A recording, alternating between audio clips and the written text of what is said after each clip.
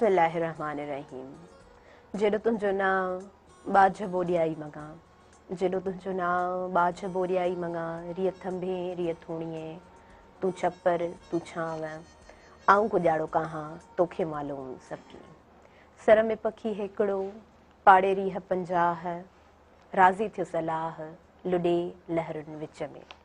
अस्सलामु अलैकुम व्यूअर्स, आऊं आहियां अव्हांजी मेज़बान ताहिरा जो प्रोग्राम अव्हांजो पंहिंजो अव्हांजी दिलनि जे क़रीब सुबुह में राण सुबुह जो वक़्तु में नशर थिए थो। Programme on the screen live हले पियो ऐं गॾो गॾु प्रोग्राम फेसबुक ते बि हली रहियो आहे।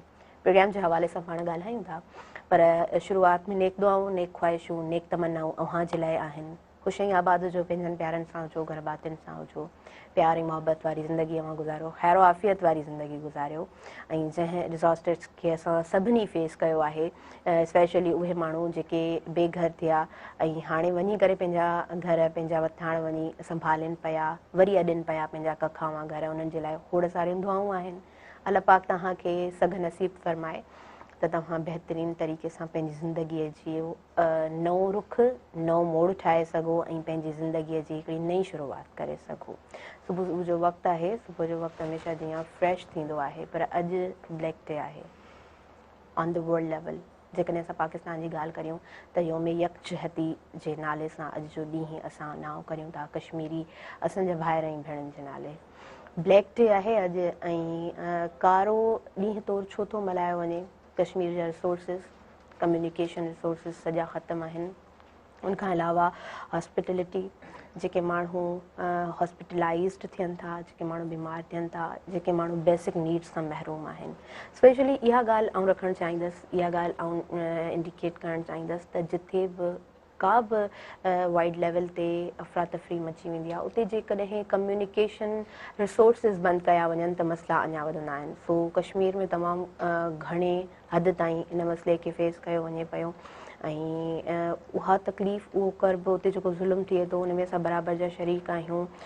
फ्रॉम दी 74 ईयर्स, इलाही साल आहिनि। ॾींहंनि जी ॻाल्हि कोन्हे का, सालनि जी ॻाल्हि आहे। उते फैमिलीज़, उते जा ख़ानदान, उते जा भाइर, उते जूं नियाणियूं आख़िर कीअं पंहिंजी ज़िंदगी गुज़ारनि पियूं, कहिड़े कर्ब मां गुज़रनि पिया।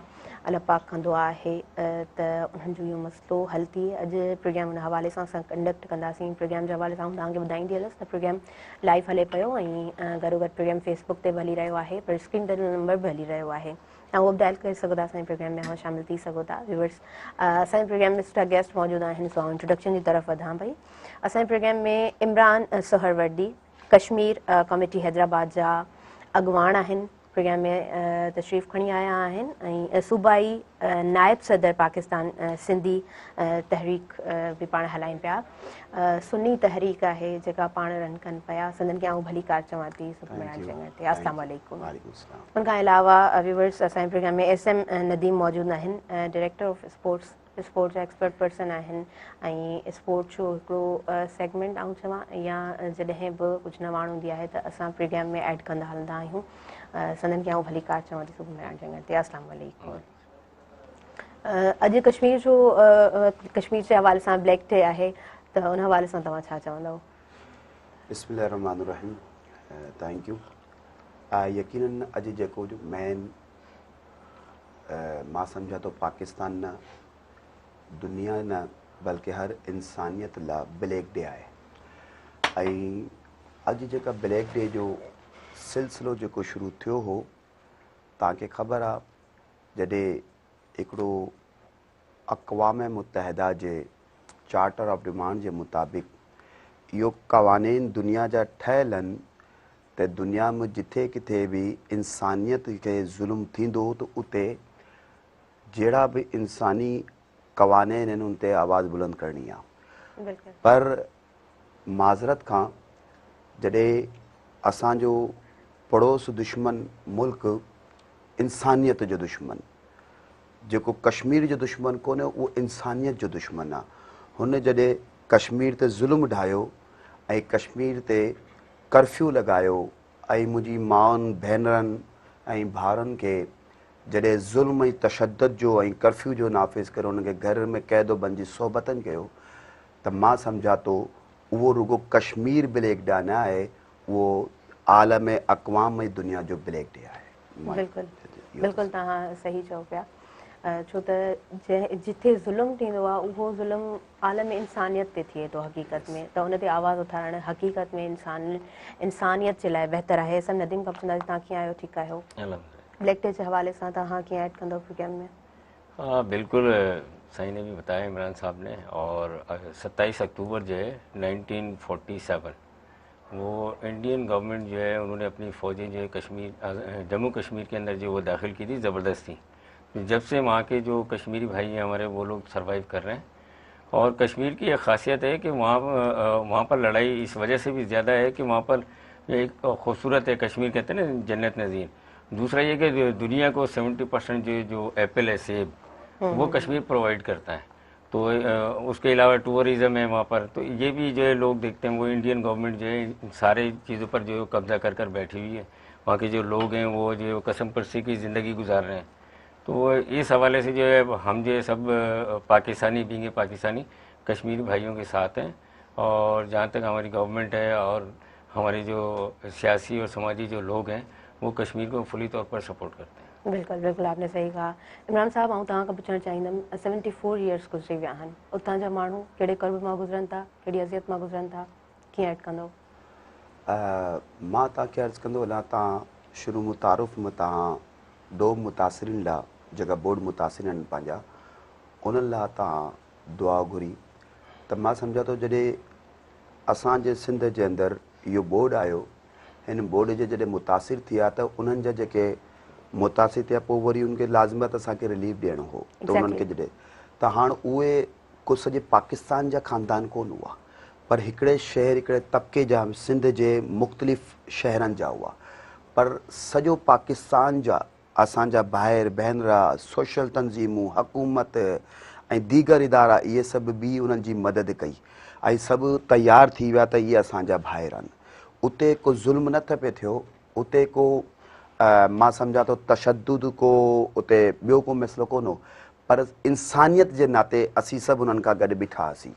त मां चवां थो जॾहिं को बोर्ड मुतासिर में को बोर्ड में अची मुतासिर थिए थो, जॾहिं सॼा पाकिस्तानी उन लाइ बीठा आहिनि, त पोइ गोया हदीस मुबारक आहे, उनजो मफ़हूम मां तव्हांखे ॿुधाईंदो हलां त गोया एक इंसान की जान बचाना पूरी इंसानियत की जान बचाना। त मां कश्मीर में त ॾिसां थो त मुंहिंजा कलमा पढ़ण वारा भाइर ऐं दीगर मज़ाहिब जा भाइर, को हिकिड़ो उते मुसलमान मुतासिर कोन्हे, उते कश्मीर में रहण वारो हर उस शख़्स मुतासिर आहे जेको रुगो इहो ॻाल्हि थो करे त मां आज़ादी घुरां थो, मां हक़ ख़ुदि इरादियत घुरां थो।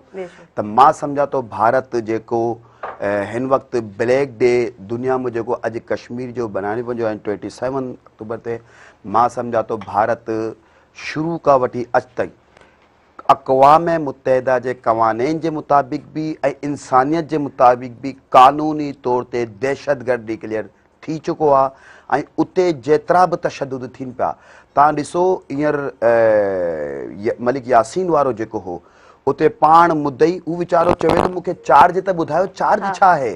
हू चवे थो मूंखे इहो तो ॿुधायो मुंहिंजो डो छा आहे? पर उते न को डो ॿुधाइण वारो उन्हनि खे, न उनखे को चार्ज शीट ॾियण वारो आहे। पाण उन्हनि ते तशद्दुद करे, पाण उन्हनि ते कूड़ा केस ठाहे, ऐं जज जेको चइजो त इंसानियत जी जेका जज आहिनि, इंसानी हक़ूक़ जी जेका तंज़ीमूं आहिनि, उहे बि अॼु दुनिया में चवनि थियूं। ऐं मां सम्झां थो जेको ॿियो हिकिड़ो हिन जो दोस्त मुल्क आहे जेको हिन भारत जो अमेरिका, हू पाण पियो चवे यासीन मल्क वारे केस में भारत जेको आहे ज़्यादती कई आहे। मां सम्झां थो इहो ज़्यादती जा जेका बि अॻवान इंसानी हक़ूक़ जी तंज़ीमूं उते वञी नथी सघनि। तव्हां जहिड़ा सहाफ़ी हज़रात उते जेका पहिरीं शहीद थिया आहिनि, पहिरें तशद्दुद थिया आहिनि, तव्हां जहिड़ा साफ़ी हक़ आवाज़ बुलंद करण वारा उते वञी नथा सघनि। उनजी वजह छा आहे? कुझु त आहे न, जॾहिं तव्हांखे इजाज़त वञी ॾिसण जी न आहे। त दुनिया खे हाणे ख़बर पइजी वई आहे त भारत कश्मीर में ज़बरदस्ती ढौस धमकी जे ज़रिए उते कब्ज़ो करणु चाहे थो।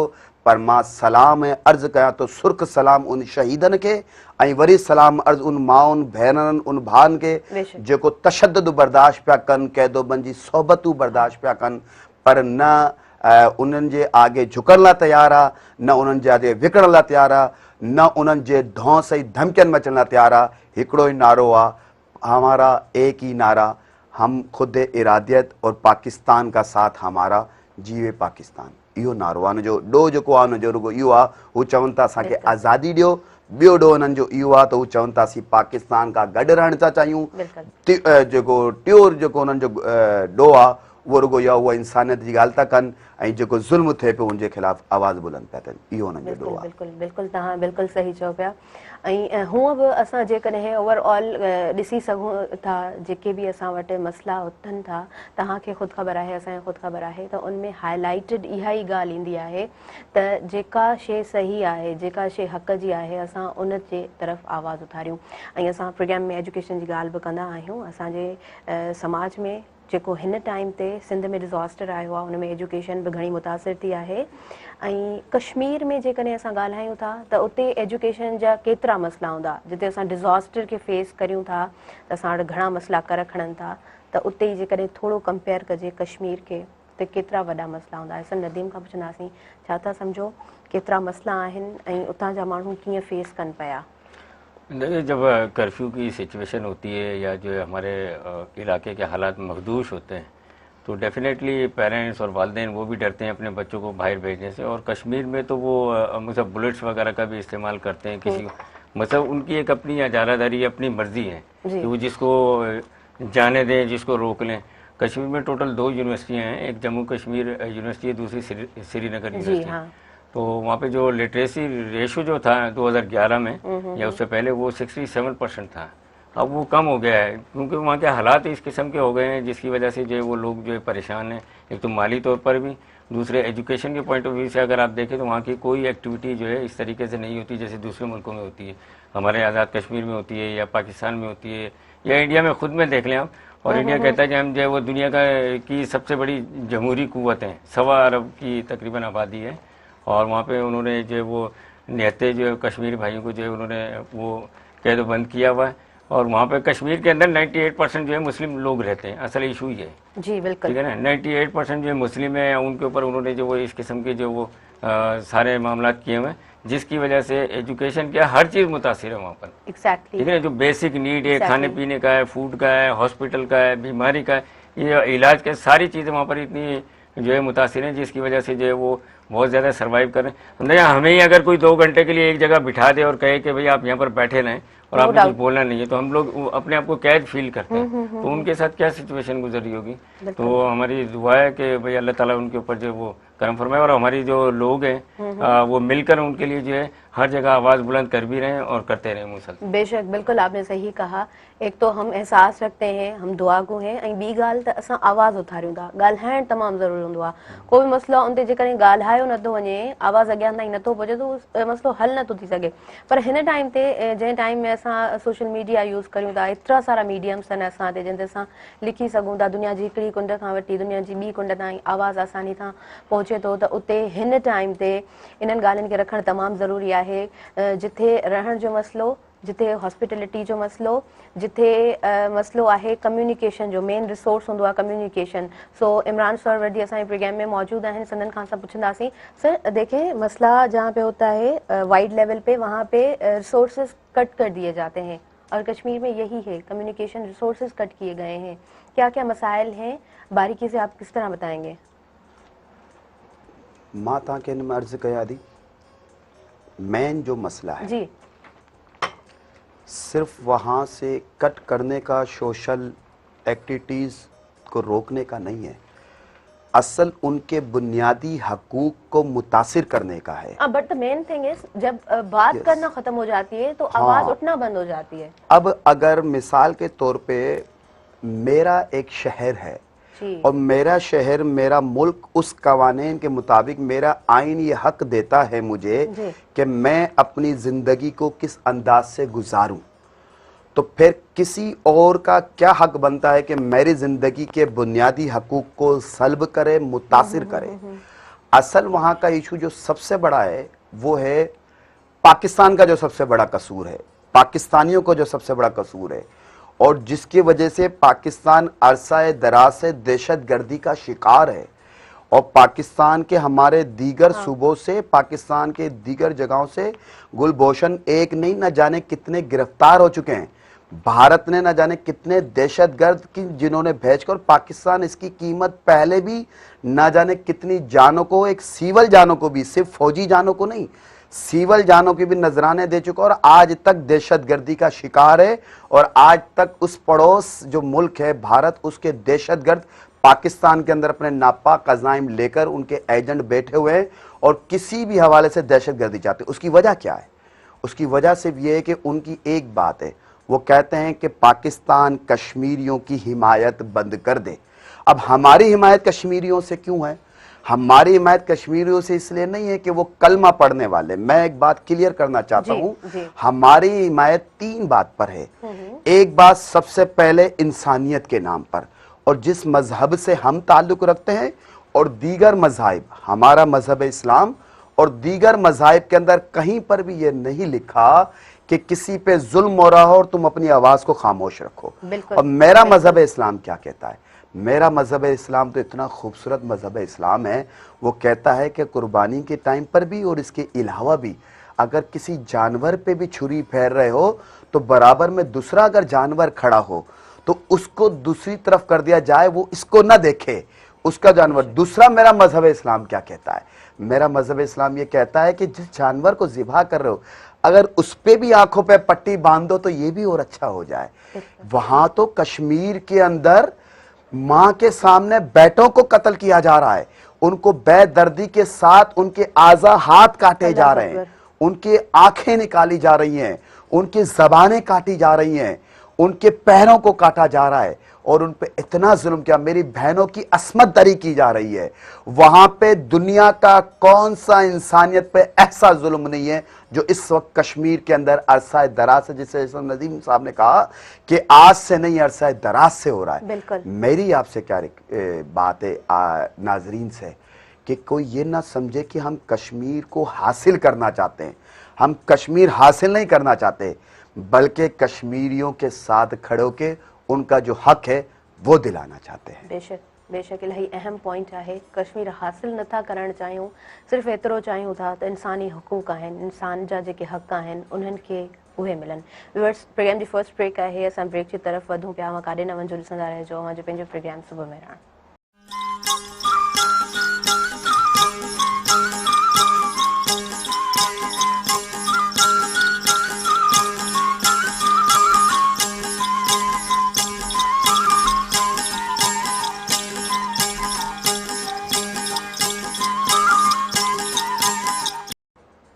वेलकम बैक नाज़रीन। सभिनी ॾिसंदड़नि खे आऊं भली कार चवां थी अचे पंहिंजे प्रोग्राम सुबुह मेहरान में, ऐं प्रोग्राम स्क्रीन ते लाइव हले पियो। ऐं ॿुधायां इन जे लाइ बि त गॾो गॾु नंबर भरी रहियो हूंदो आहे, तव्हां डायल करे सघो था। तव्हांजी फ़ोन कॉल्स असां रिसीव कंदा आहियूं ऐं सुठो लॻंदो आहे जॾहिं तव्हां फ़ोन कॉल्स करे ऐं जेको मेन टॉपिक आहे उन ते ॻाल्हाईंदा आहियो।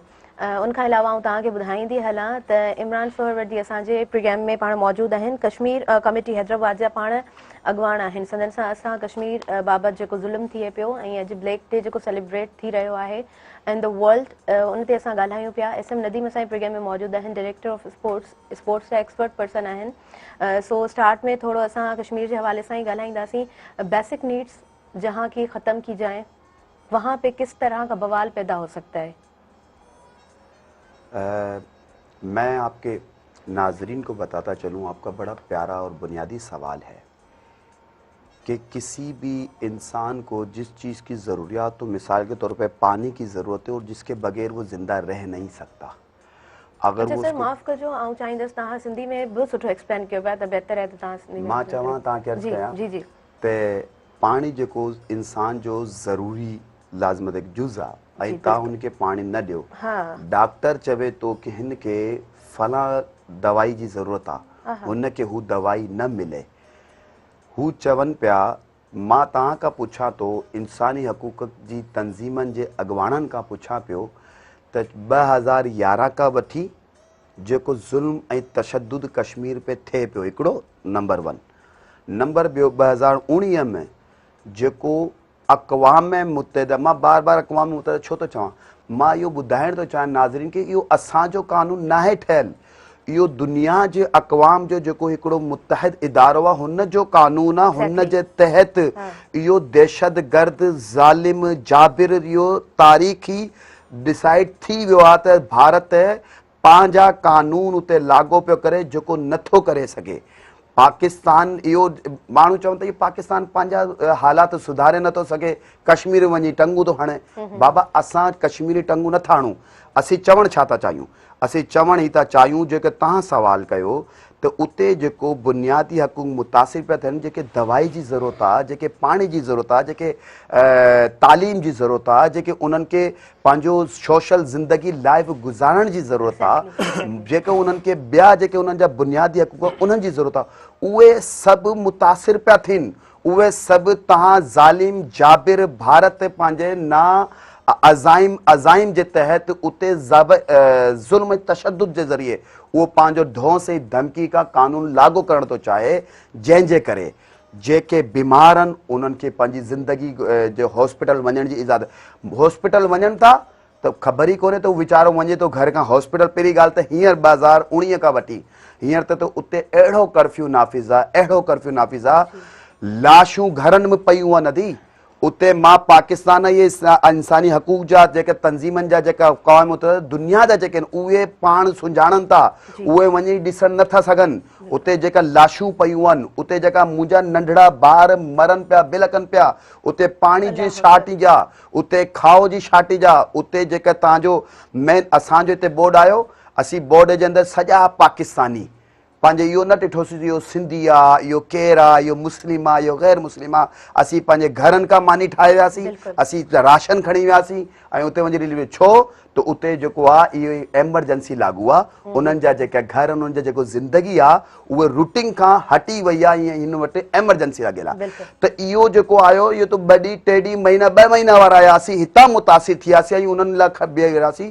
त उते ते 2011 खां तशद्दुद पियो थिए, 1947 जे कानून खां पोइ बि, ऐं 2019 खां वठी कर्फ्यू लागल आहे। मुंहिंजी माऊं भेनरूं, मुंहिंजा भाउ, मुंहिंजा ॿार, मुंहिंजा बुज़ुर्ग रोज़ क़त्ल आम पिया थियनि, रोज़ उन्हनि खां ज़ुल्म तशद्दुद पिया थियनि उन्हनि खां। ऐं मां इहो थो सम्झा त जेको तव्हां सवाल कयो रुगो ज़िंदगी जो जेको मां पाणी वारी मिसाल ॾिनो त पाणी लाइ मुतासिर कोन्हनि, उन्हनि जे ज़िंदगी मां सम्झा थो को अहिड़ो बुनियादी हक़ूक़ उन्हनि वटि न आहे जंहिंजे करे पंहिंजो आवाज़ उथारण ते बड़ी मां सम्झा थो काफ़ी परते जी ॻाल्हि आहे। हींअर त जेको मेन मसइलो आहे उहो पंहिंजो सांस जेके चवनि था न, उहे बि पंहिंजी इजाज़त खां नथा वठी सघनि। जेको इंसान पंहिंजो सांस बि पंहिंजी इजाज़त खां नथो वठी सघे, उन्हनि जी आज़ादी ऐं ग़ुलामीअ जो फ़र्क़ु छा, इहो तव्हां पाण अल्लाह अकबर। बेशक बेशक नंढड़ो मिसाल आहे। मां पहिरीं बि इहो मिसाल ॾेई चुकी आहियां, जेको डिज़ास्टर जंहिंखे असां खणी मेन में डिज़ास्टर भला चऊं था, या नेचुरल डिज़ास्टर्स बि खणी अचनि था, उन में जेकॾहिं माण्हू अजल जो शिकार थियनि था, जानवर अजल जो शिकार थियनि था, जानियूं वञनि थियूं, जानवर मरनि था पिया, उते जॾहिं रेस्क्यू रिलीफ ऐं रिहेबिलिटेशन जी ॻाल्हि ईंदी आहे त हींअर असां हिन मिसाल खे ॾिसी चुका आहियूं त पूरो पाकिस्तान उथी वियो। उन खां पोइ डिफरेंट स्टेट्स खे असां ॾिठोसीं इन्वॉल्व थींदे, डिफरेंट असां इवन हिन टाइम ते जेकॾहिं असां डॉक्यूमेंट्री ठाहिण ते हलूं त उन ते बि घणो असां कमु करे सघूं था। पर असां जेकॾहिं कंपेयर कयूं था कश्मीर खे त उते छा ज़ुल्म आहे, छा बरबिरत आहे, कहिड़े तरीक़े सां माण्हू पंहिंजूं जानूं विञाइनि पिया सिर्फ़ु पंहिंजे बेसिक राइट्स जे करे, सिर्फ़ु इंसानी हक़ूक़ जे करे। ॻाल्हाइण त परे जी ॻाल्हि, पर पंहिंजो साहु खणण जे लाइ बि हू तड़पनि था त असां आज़ादी सां साहु खणी सघूं, ऐं आज़ादी जो सिर्फ़ु नारो हणनि था। जॾहिं त अल्लाह पाक इंसान खे जॾहिं तख़लीक़ कयो आहे त आज़ादु तख़लीक़ कयो आहे, ज़ात पात नालो नसल सभु कुझु हुनखे दुनिया में मिले थो, पर अल्लाह पाक हुनखे आज़ादु पसंदि कयो आहे। त इंसानु ज़ाहिरी ॻाल्हि आहे पंहिंजे लाइ आज़ादी चाहे थो, त असां जेको नारो बुलंद कयूं था उहो बि आज़ादी जो कयूं था। अॼु जो में यकजहती जे हवाले सां असां ॻाल्हायूं पिया ऐं बराबरि जा शरीक आहियूं, असां दुआगो बि आहियूं ऐं असां चाहियूं बि था त उन्हनि खे आज़ादी मिले। असां इहो नथा चाहियूं त कश्मीर असांजो थिए, असां चाहियूं था त कश्मीर में जेके असांजा भाइर, जेके असांजूं भेणूं आहिनि, उहे सुख जो साहु खणी सघनि। अच्छा सर जी, सर उसके अलावा मैं आपसे पूछना चाहूँगी कि आपकी जो कमेटी है कश्मीर हैदराबाद कमेटी, उसका क्या बेसिक पर्पज़ है, उस हवाले से थोड़ा हमें बताएं। मां तव्हांखे हिन में ॿुधायां त हैदराबाद जी कश्मीर कमेटी इहो रुगो हिकिड़ो नालो असीं रखियो होसीं त छो त लाज़मत जे काज़ लाइ तव्हां उथो था त हुनजो सब्जेक्ट डिसाइड करणु, टाइटल डिसाइड करणु लाज़मी आहे। त ॿिया बि घणेई अॻवान आहिनि कश्मीर कमेटी ऐं ॿिया बि घणेई पाकिस्तानी आहिनि सॼे दुनिया में, ऐं बिलख़सूस कराची हैदराबाद में। असी हैदराबाद जा तव्हां मुंहिंजो इमरान सोहरवर्दी नाले दीगर अकाउंट्स फेसबुक सोशल अकाउंट्स बि आहिनि ऐं दीगर कश्मीर कमेटी अकाउंट्स में दीगर बि आहिनि। पाकिस्तान सुन्नी तहरीक जा दीगर प्रोटेस्ट एहतजाज आहिनि जी।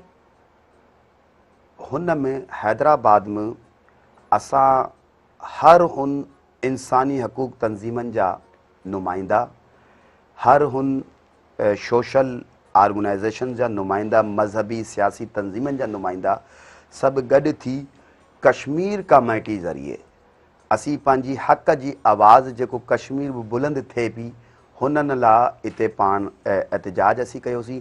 ऐं एहतजाज 2019 में जॾहिं गैर कानूनी अक़वाम मुतहदा जे क़वानीन जे अगेंस्ट जेका हुननि लागू कयो पंहिंजो आइन जेको लागू नथो करे सघे कश्मीर में, हुननि छा तो हिन जेको लागू कयो हुन में छा हो मेन, हुन में ही हो त कश्मीर जे जेतिरा बि रहण वारा रवासी आहिनि हुन रवासियनि खे हाणे असीं कश्मीर ऐं पाकिस्तान या अक़वाम मुतहदा जे कानून जे मुताबिक़ न, हाणे असीं पंहिंजे कानून जे मुताबिक़ हाणे हुननि खे हलाईंदासीं। इहो ॻाल्हि ईअं थी वई त मिसाल जे तौर ते तव्हांजा सहाफ़ती इदारा उन्हनि जा क़वानीन अलॻि आहिनि, स्पोर्ट्स जा इदारनि जा क़वानीन अलॻि आहिनि, पुलिस जा ऐं दीगर इदारनि जा क़वानीन अलॻि आहिनि। हाणे ॿाहिरि खां तव्हां केरु अचे हींअर ऐं हू चवे त मां तव्हांखे चवां थो त पंहिंजा सहाफ़ती जा इदारनि जा जेके क़वानीन उन्हनि खे तव्हां मुअत्तल कयो ऐं असीं जेके क़वानीन चऊं था उहे लागू कयो। त तव्हां न दुनिया जो को अहिड़ो इंसान न हूंदो उहो चवंदो बाबा तव्हां को चरिया आहियो, तव्हां पागल थी विया आहियो, त जेको तव्हांजा कानून हिन कानून में फ़र्क़ु आहे ऐं इहो लिखियलु आहे हिन में, पोइ बि तव्हां हीउ छो था कयो? त हू चवनि था त असीं छो था कयो वारो सवाल ते तव्हांखे पादर था आणूं, इहो छो था कयो वारे सवाल ते त असीं तव्हांखे क़ैद था कयूं। तव्हां इहो पुछो था तव्हां हीअ कीअं था करे सघो, हिन करे त तव्हांजी माउ ऐं भेनरुनि खे असीं क़तल था कयूं। इहो भारत चवे छा थो, चवे थो जेको मां चवां थो मां न त अक़वाम मुतहदा के को अक़वाम मुतहदा जेको ऑर्गेनाइज़ेशन थो सम्झां, मां दुनिया में कंहिंखे कुझु नथो सम्झां, जेको मां चवां थो ऐं उहो करे पियो, उहो इहो दहशत गर्द मुल्क भारत कश्मीर में इहो करे पियो। ऐं पर मां सलाम बार बार अर्ज़ु कंदुमि हुन कश्मीरियुनि खे। तव्हां त पुछो त हैदराबाद कश्मीर कमेटी छा आहे? हैदराबाद कश्मीर कमेटी उन भाइरनि लाइ, उन माउनि लाइ, उन बचनि लाइ, हुन पंहिंजे कश्मीरनि जे रवाइसियुनि लाइ उहो आवाज़ बुलंद थो करे त इन्हनि जा जाइज़ हक़ूक़ आहिनि ऐं असीं उहे पंहिंजे पाण खे तना न सम्झनि। असां हिकिड़ो एहतजाज न, तव्हां सोशल मीडिया ते ॾिसो घणेई एहतजाज, मां त सम्झां थो मां त एतिरा एहतजाज कया आहिनि, मां त एतिरा एहतजाज कया आहिनि त मूंखे शायदि उहो भारत वारा जे वीज़ो चवे न त हिनखे वीज़ो ॾियो त शायदि मूंखे वीज़ो बि न ॾियनि। मूं त मोदी जेको आहे दहशतगर्द दुनिया जो डिक्लेयर थियल दहशतगर्द इंसान, इहो प्राइम मिनिस्टर, मां अॼु हिकिड़ो 2 मिनट तव्हांजा वधीक वठंदुमि। पाकिस्तान का वजीर आज़म वो क्या कर रहा था, वो ये कर रहा था कि दुनिया को ये मैसेज दे रहा था कि जब कश्मीर में जुल्म हो रहा था, जब कश्मीर समेत दुनिया जुल्म के खिलाफ आवाज़ उठा रही थी और भारत का वजीर आज़म जब वहाँ पर जबरदस्त धमकी के ज़रिए अपना आइन नाफिज करना चाहता था, मेरे पाकिस्तान का वजीर आज़म सिखों को जाके गुरुद्वारे का इफ्तिताह कर रहा था और मैसेज दे रहा था कि पाकिस्तान किसी के साथ ज्यादती नहीं करना चाहता, यहाँ पर रहने वाले आईने पाकिस्तान के मुताबिक किसी भी मज़हब से हो, किसी भी ज़बान से हो, देखो पाकिस्तान उनको कितनी सहूलत दे रहा है। मेरा chief justice of Pakistan, hi-fi जो ओहदा है पाकिस्तान का, सुप्रीम कोर्ट का चीफ जस्टिस, वो हैदराबाद के अंदर, इसी हैदराबाद के अंदर मंदिर के अंदर जाके मंदिर के इफ्तिताह कर रहा था और मेरे दीगर हिंदू दोस्त अहबाब वहां पर बैठकर उसके साथ बैठकर मेरा पाकिस्तान ये चेहरा दिखा रहा है पाकिस्तान का। मेरा पाकिस्तान का हर वो शख्स एक बार ने कई बार मैसेज दे चुका कि आप आए दुनिया के तंजीमों के मुताबिक, इंसानी हकूक के मुताबिक आए, बैठ के बात करें, डायलॉग करें। डायलॉग के जरिए अगर हम डिफाल्टर हैं तो हम बेग हो जाते हैं कि कश्मीरियों की हिमायत नहीं करते हम? अगर आप डिफाल्टर तो आप एक वो सबसे पहली बात तो वो बैठने के लिए तैयार इसलिए नहीं, और बैठना कौन नहीं चाहता मैडम? मुज़ाकरात के लिए तैयार नहीं। मैडम मुज़ाकरात के लिए तैयार नहीं होना चाहता, और बैठना मुज़ाकरात करना कौन नहीं चाहता? मुज़ाकरात करना वो नहीं चाहता जो डिफाल्टर होता है। और दुनिया के हम पाकिस्तान ने हर मर्तबा जब जब उन्होंने दहशतगर्दी की पाकिस्तान में, जब जब दहशतगर्दी की कश्मीर में, उन्होंने हर मर्तबा मुस्बत जवाब दिया। दहशतगर्दी का जवाब दहशतगर्दी से नहीं दिया, और न कि हमने उसका जवाब, हाँ तहफ़्फ़ुज़ करना हमारा हक है, और जिसका हमने जवाब दिया, तो जैसे मेरे सामने आपके चाय का कप रखा हुआ है, फिर हमने उसका जवाब भी दिया था जब दहशतगर्द हमारे मुल्क में आए और उन्होंने नापाक अज़ाइम लेकर, उसने चाहा कि ये पाकिस्तान के लोग सो रहे हैं, मेरे पाकिस्तान के वो मुजाहिदीन अफवाज पाकिस्तान हो और दीगर इदारे, अल्हम्दुलिल्लाह वो जाग रहे हैं। पाकिस्तान का एक एक बच्चा जाग रहा है, और कोई भी दुश्मन मेली आंख से देखेगा, अक़वाम मुत्तहिदा तो बहुत दूर है, अक़वाम आलम तो बहुत दूर है, मेरा पाकिस्तान का एक निहत्ता बच्चा जिसके पास कुछ भी नहीं है, लेकिन वो गैरत के लिए, हुर्मत के लिए पाकिस्तान जी इज्जत ला, इंशाअल्लाह ताला यहीं बीहंदो, जी पहिरीं बीहंदो आयो आहे पंहिंजी शहादत जो रुतबो। मां तव्हांखे हिकिड़े सवाल जो रुगो अर्ज़ु कंदे हलां, पोइ मां तव्हांजी ॻाल्हि खे अॻियां कयां थो। जी जी। तव्हां ॿियो हिकिड़ो सवाल कयो त मेन जेको हिन वक़्तु दीगर दुनिया जा हींअर तव्हांजी कॉल बि हिकिड़ी आहे जेका कट थी वई, त हुन में बि जेको हुनजो मेन मां सम्झमि त पर्पज़ इहो ई हो त भारत जो न पाकिस्तान जो बि उहो मेन बहितरीन तालुकात वारो अमेरिका दोस्त हो। पर मां सम्झा थो त अमेरिका में जॾहिं 2011 में जॾहिं 9/11 वारो वाक़ियो थियो, हुन में सॼी दुनिया यक तरफ़ा बी रही त हिते ज़ुल्म पियो थिए, त हू त हो हिकिड़े ॾींहुं वारो वाक़ियो। उते लाइ पोइ तव्हां ॾिठो हुन खां पोइ अमेरिका कीअं रिएक्ट कयो दीगर मुमालिकनि खां, त हिन मुल्क खां आयो, हिन मुल्क खां दहशतगर्द आयो, हीउ थियो हू थियो, ऐं उतां वञी हुन मुल्कनि में जाके इन्वेस्टिगेशन, न सिर्फ़ु इन्वेस्टिगेशन मैडम कई, मां नाज़रीन खे ॿुधायां थो, उन पंहिंजो वञी उते वञी पंहिंजी जी आयो उते, पंहिंजा जेका उन्हनि जा 9/11 में जेका माण्हू उते मरिया, उन्हनि जा जेका जहां बक थिया हा, उन्हनि जे हक़ूक़ लाइ, उन्हनि जे बदिलो वठण लाइ उते दाख़िल थिया, गैर मुमालिक में दाख़िल थिया। मसलो छा हो? मसलो इहो त हिननि जेको ज़ुल्म कयो असांजे मुल्क में अची, असांजे माण्हुनि खे मारियो आहे, असीं बदिलो वठण था चाहियूं। सही, बट मेन शइ इहा आहे त लीगल जस्टिसमेंट कोन्हे का इंडिया वटि, ऐं उन जे बावजूद बि एतिरो बेबाकी सां उते ज़ुल्म कनि पिया, त उन जे हवाले सां जॾहिं असां हिकु हिकु शइ फील करियूं था, बंदि कमरे में वेही ॻाल्हाइण ऐं उन शइ खे जस्ट फील करणु, अगरि असां हिते वेठा आहियूं, असांखे केरु रोके वठे, तव्हांखे नाहे ॻाल्हाइणो, पंहिंजे हक़ जे ख़िलाफ़ु नाहे उथणो, त उते इंसानु छा थो करे सघे, उन हवाले सां थोरो तव्हां ऐड कंदा हलो। हा बिल्कुलु, मां हिकिड़ी ॻाल्हि ते अर्ज़ु कंदो हलां। ॾिसो, इहो तय थियल आहे त उते न ॻाल्हाइण जी इजाज़त आहे, न आवाज़ उथारण जी इजाज़त आहे, न साह पंहिंजे अंदाज़ ऐं पंहिंजी इजाज़त खां वठण जी इजाज़त। उहे छा था, मां जे मज़हब जी ॻाल्हि कयां त उते नमाज़ूं पढ़ण जी इजाज़त कोन्हे। उते हींअर तव्हांजे हीअ रमज़ान विया, तव्हांजा बकरा ईद वई, तव्हांजा ॿिया मज़हबी त्योहार विया।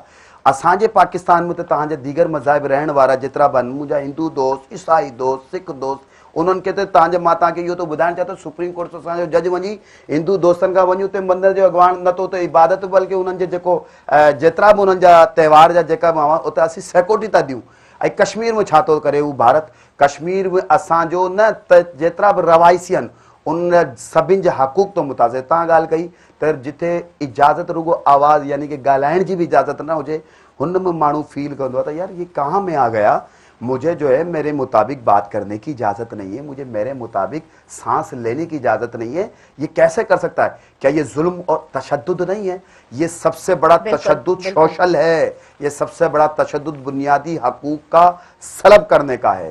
तो जब ये वाला तशद्दुद है, तो आपने जब कहा कि सांस नहीं ले सकता, तो जो 2 घंटे सांस नहीं ले सकता, वहां पर तो अरसा दराज से दहशतगर्दी के शिकार है, बुनियादी हकूक़ के मुतासिर के शिकार है मेरे कश्मीरी माए बहने। मां इन में हिकिड़ो ई तो चई सघां त जालिम तेरे जुल्म का आगाज अब हुआ चाहता है, रहेगी सादा किताब कभी तो बाबे आगाज होगा, जिन्होंने कश्मीर की बस्तियां उजाड़ी, ए भारत जल तेरा हिसाब होगा। इंशाल्लाह इंशाल्लाह यकीनन दुआगो आहियूं ऐं उन खां अलावा बेसिक नीड्स जे हवाले सां एजुकेशन जे हवाले सां असां प्रोग्राम में ज़रूरु इंटर डिस्कस कंदासीं। असन नदीम असांजे प्रोग्राम में मौजूदु आहिनि ऐं पाण डायरेक्टर ऑफ स्पोर्ट्स जा एक्सपर्ट पर्सन आहिनि, उन हवाले सां बि असां थोरो डिस्कस कंदासीं ऐं T20 and than again Bharat Pakistan आप थोड़ा रिव्यू दें। हाँ बिल्कुल बड़ा अच्छा सॉरी टू से यू लाइव कॉलर हैं, हम उनको शामिल करें पहले। हेलो अस्सलाम वालेकुम। वालेकुम सलाम। अदी आरिफ जानमीर पर मटियारी का। आरिफ आऊं तव्हांखे भली कार चवां थी, कीअं आहियो? ठीकु आहियो? अदी अल्हम्दुलिल्लाह शुक्र। अॼु को प्रोग्राम जे हवाले सां जी। अॼु कुझु असांखे ॻाल्हाइणो हो। हा हा हा अॼु इहो माना पंहिंजा मुस्लमान जेको उते ही शिदत पसंद हिंदू हेतिरो तंग करण जे बावजूदि बि असांजो सिर्फ़ु हीअ बिहारनि ताणी हेॾो केसिताणी सिलसिलो हलंदो। सही बिल्कुलु बिल्कुलु, तव्हांजी महिरबानी आरिफ, तव्हां प्रोग्राम में शामिल थींदा रहंदा आहियो। इहो ज़ुल्म बंदि थियणु खपे। असां सभिनी पाकिस्तानियुनि जो इहो ई नारो आहे त बसि इन ज़ुल्म खे हाणे बंदि कयो वञे। असांखे कश्मीर कोंदो खपे, उन्हनि माण्हुनि खे बसि उन्हनि जा हक़ मिलनि, इंसानियत जो क़त्ल न थिए वधीक। असां नदीम खां थोरो असां कंटिन्यू कराईंदासीं हुननि जी फील्ड जे हवाले सां। ऐं हूअं बि असां वटि तबिको नौजवाननि जो घणो आहे, माना रेशो ॾिठो वञे त नौजवाननि जो घणो आहे। जिते असां एजुकेशन जे हवाले सां ॻाल्हाईंदा आहियूं, जिते असां डिफरेंट डेज़ सेलिब्रेट थियनि था उन हवाले सां ॻाल्हाईंदा आहियूं, त गेमिंग में बि ॾिसूं त ओतिरो ई जोशो ख़रोश असांखे ॾिसण जे लाइ मिलंदो आहे, ओतिरो ई जज़्बो ॾिसण जे लाइ मिलंदो आहे। सो T20 इंडिया पाकिस्तान, यस। हाँ बिल्कुल बड़ा क्रूशल मैच था पाकिस्तान के लिए भी, और 1 लाख से ज़्यादा तकरीबन ग्राउंड के अंदर लोग मौजूद थे वहाँ पर उस टाइम पर जब पाकिस्तान और इंडिया का मैच हो रहा था। और जो मकसद एक पैनिक की सिचुएशन जो है ना, वो मकसद पाकिस्तान टीम में आखिरी 2 ओवर के अंदर जो है वो हमारे जो बॉलर थे वो पैनिक कर गए, अदरवाइज़ हम पूरा मैच जीत रहे थे शुरू से आखिर तक। शुरू में जब हमारी बैटिंग आई तो हम लोगों ने जो वो पावर प्ले का मतलब उस तरीके से इस्तेमाल नहीं किया जो हम एज़ यूजुअल हमेशा प्रोग्राम में कहते आ रहे हैं कि भाई बाबर और रिजवान का इशू है स्ट्राइक रेट का और पावर प्ले यूज़ करने का। पर बाद में आने वाले बैटर्स ने बड़ी अच्छी बैटिंग की तो पाकिस्तान ने बड़ा अच्छा स्कोर कर लिया था उस पिच के हिसाब से। और फिर जो पाकिस्तान की बॉलिंग है वो भी बड़ी अच्छी बॉलिंग है। दुनिया में बड़े मतलब 140 प्लस के बॉलर, ये पाकिस्तान ऐसा मुल्क है जिस बॉलर को आप उठाएंगे तो 140 की स्पीड से ज़्यादा के बॉलर्स हैं हमारे पास। तो ऑस्ट्रेलियन जो पिचेज है वो फास्ट बॉलर्स को जो है वो सपोर्ट करती हैं। कुछ उसके अंदर गलतियाँ हुई एज ए कैप्टन बाबर से भी कि हमें जो 4 फास्ट बॉलर्स खिलाने चाहिए थे। तमाम टीमों ने 4 फास्ट बॉलर्स खिलाए, हमने 2 स्पिनर्स खिलाए और 3 फास्ट बॉलर्स। तो जो नवाज़ के जो ओवर्स है वो हमारे गले पड़ गए। नवाज ने जो वो तीसरे ओवर में 21-22 रन दिए। उसके बाद भी जो है विराट कोहली ने जो अपनी प्रेस कॉन्फ्रेंस की है, जो सोशल मीडिया पर उनकी वीडियो वायरल हुई है, तो उन्होंने कहा कि हम नवाज का ही वेट कर रहे थे कि वो कब बॉल करने आएंगे तो उनको हम चार्ज करेंगे, और उन्होंने ऐसे ही किया। अब आप देखें कि अनबिलीवेबल 8 बॉलों पर 28 रन जो है वो आखिरी के 8 बॉलों पर बन गए। और फिर उसमें अंपायर्स का भी रोल रहा कि वो नो बॉल और फिर वो विकेट। देखें जो फ्री हिट का जो कॉन्सेप्ट है वो ये है कि जब आप हिट करते हैं और अगर फील्डर कैच ले लेता है तो जब तक उसके हाथ में बॉल नहीं आती है तो वो बॉल डेड नहीं होती है। अच्छा, इन बिटवीन आप चाहे 4 रन बना लें, 3 रन बना लें, वो रन काउंट होते हैं। ऐसे ही जब वो विराट कोहली बोल्ड हुए, बोल्ड होने के बाद जो बॉल जो वो साइड पर चली गई तो उन्होंने भागकर 3 रन बना लिए। तो उस पर इशू हुआ कि भाई जो ये 3 रन नहीं बनने चाहिए थे और ये डेड बॉल थी। वो डेड बॉल नहीं थी, वो रन काउंट किए जाएंगे। काफी सारा इस पे डिस्कस था, हम बिल्कुल इस पे डिस्कस करेंगे। व्यूअर्स वक्त साई जो थी वियो आहे ऐं न्यूज़ ब्रेक की तरफ असां वधूं पिया, जल्दी सां हाज़िर थियूं आवाज़।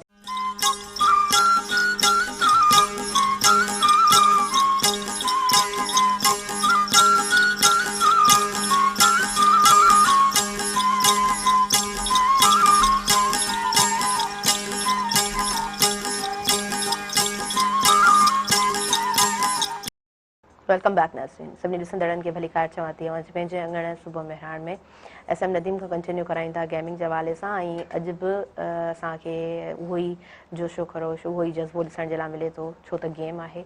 तो उन हवाले सां तव्हां ॿुधायो छा अपडेट्स आहिनि? हाँ, आज 3 मैच हैं। पहला मैच जो साउथ अफ्रीका और बांग्लादेश का है, उसके बाद जो है वो इंडिया और नीदरलैंड का है, फिर पाकिस्तान और जिम्बाब्वे का है।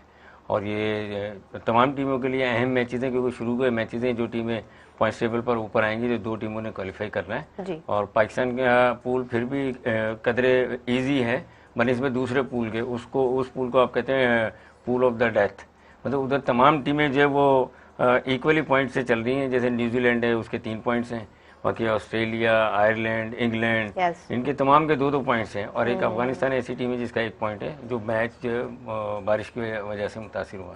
तो जिम्बाब्वे से मोस्ट प्रोबेबली पाकिस्तान इंशाल्लाह बआसानी जीत जाएगा, और पाकिस्तान की टीम जो है वो इस टूर्नामेंट की फेवरेट टीमों में है। उसकी वजह ये है कि एक तो जो T20 क्रिकेट है वो हमें सूट करती है एज ए पाकिस्तानी, जो हमारे यहाँ अंदर एग्रेशन है, जो जिस तरीके की हमारा इन्वायरमेंट है, तो हम शॉर्टर फॉर्मेट को जो है ना बहुत ज़्यादा वो करते हैं, पैशंस थोड़ा सा कम है हमारे अंदर बीइंग ए क्रिकेटर। तो उसकी वजह से भी पाकिस्तान को जो वो फेवरेट करार दिया। फिर न्यूजीलैंड में पाकिस्तान ने ट्राई सीरीज़ भी जीती है, और उसकी वजह से भी पाकिस्तान फेवरेट था। पर वो इंडिया वाला मैच जो है वो उसने जो है बिल्कुल ही जो है वो एकदम हमारी जो ऑडियंस हैं या हमारे लोग हैं उनको बड़ा मुतासिर किया। मगर हार जीत होती है, खेल का हिस्सा है। और देखें आप जो है अपने आप को इतना मजबूत कर लें कि चाहे अंपायर हो, मैच रेफरी हो, ICC हो, एशियन क्रिकेट काउंसिल हो, कोई भी आपको हरा नहीं सके। हमें अपने आप को मजबूत करना है। आपने कहा हार जीत होती रहती है बिकॉज इट्स अ गेम, पर फिर भी एक्सपेक्टेशन क्या है आज के गेम्स? आज पाकिस्तान जीत जाएगा, इजीली जीत जाएगा, और पहला मैच साउथ अफ्रीका जो है वो जीतेगा इंशाल्लाह, और दूसरा मैच जो है वो। और कुछ डाउट्स कुछ आप शेयर करना चाहें? हाँ, कुछ इनको जो है मकसद ये कि एक फास्ट बॉलर्स को खिलाना चाहिए, और दूसरा ये कि बैटिंग ऑर्डर में शायद ये चेंज करेंगे, फ़खर जमान को इन करना चाहिए। फ़खर जमान जो है वो ऐसे बैटर हैं जो वो गेम चेंजर हैं, और उनकी चलें फॉर्म नहीं थी, अब उनको जो चेक करना चाहिए। आज मैच भी जो है कदरे इजी टीम से मैच है। जिम्बाब्वे जी वो अगर रैंकिंग में देखा जाए तो लो रैंकिंग के अंदर है बिल्कुल ही, और फिर उसने क्वालिफाई किया है जिम्बाब्वे ने ग्रुप स्टेज मैचेस में, ठीक है ना। उसमें जो है वेस्ट इंडीज़ एक ऐसी टीम थी जो 2 दफ़ा की वर्ल्ड चैंपियन है, और फर्स्ट टाइम ऐसा हुआ कि वेस्ट इंडीज जो है क्वालिफाई नहीं कर सकी सुपर 12 के लिए। तो जिम्बाब्वे, नीदरलैंड, आयरलैंड और इन टीमों ने क्वालिफाई किया था उसके लिए सुपर 12 के लिए। तो पाकिस्तान को आज इजी मैच है, पाकिस्तान को हर वो चीज़ आजमानी चाहिए, चेक करनी चाहिए जिसका आगे जाकर पाकिस्तान टीम को फ़ायदा हो। अच्छा, जिम्बाब्वे और पाकिस्तान आज की टीम दो डिफरेंट्स हैं, और एक्सपेक्टेशन ये है कि पाकिस्तान जीत जाएगा। किस तरह बैलेंस है, किस तरह ऐड करेंगे? देखिए पाकिस्तान, मैं बता रहा हूँ कि पाकिस्तान के पास इस वक्त जो बैटर्स हैं हमारे, तो वो तो वर्ल्ड क्लास है ही, रिजवान है, बाबर है, ठीक है, और बॉलर्स हैं वो भी आउटस्टैंडिंग बॉलर्स हैं हमारे पास। जिम्बाब्वे की टीम में 1-2 प्लेयर्स ऐसे हैं जो कि पाकिस्तान को डिस्टर्ब कर, सिकंदर रजा है, वो बड़ी फॉर्म में जिम्बाब्वे के प्लेयर हैं, और उनकी वजह से ही टीम ने काफ़ी जो है वो कामयाबियाँ हासिल की, और सुपर 12 के अंदर वो लेकर आए अपनी टीम को। अदरवाइज कोई इतना खास कोई प्लेयर जिम्बाब्वे में या कोई सुपर स्टार टाइप का प्लेयर है नहीं। तो पाकिस्तान की टीम बहुत ज़्यादा बैलेंस और बहुत ज़्यादा मजबूत है एज कम्पेयर टू जिम्बाब्वे। अगर दूसरे अगर पूल में देखा जाए तो हमें जो टफ टीम पड़ेगी वो पड़ेगी साउथ अफ्रीका, क्योंकि इस पूल से 2 टीमों ने क्वालिफाई करना है, इंडिया, साउथ अफ्रीका और पाकिस्तान, इन तीनों में फाइट है। तो जो पाकिस्तान का नेक्स्ट मैच होगा साउथ अफ्रीका से, उसमें डिसाइड हो जाएगा कि कौन सी टीम जो है क्वालिफाई करेगी। और आपने स्लोगन लास्ट टाइम बड़ा खूबसूरती से बताया था, 1 नेशन एंड 1 पेशेंट। बिल्कुल, वो तो किस तरह से पेशेंट देख रहे हैं आप? हाँ बिल्कुल, आप देखें कि तमाम जो है पूरी कौम जो है तकरीबन 80 to 90% लोग जो है वो क्रिकेट को फॉलो करते हैं, देखते हैं या खेलते हैं या वॉच करते हैं मैचेस, तो कुछ ना कुछ उनकी इनपुट रहती है क्रिकेट के पॉइंट ऑफ व्यू से।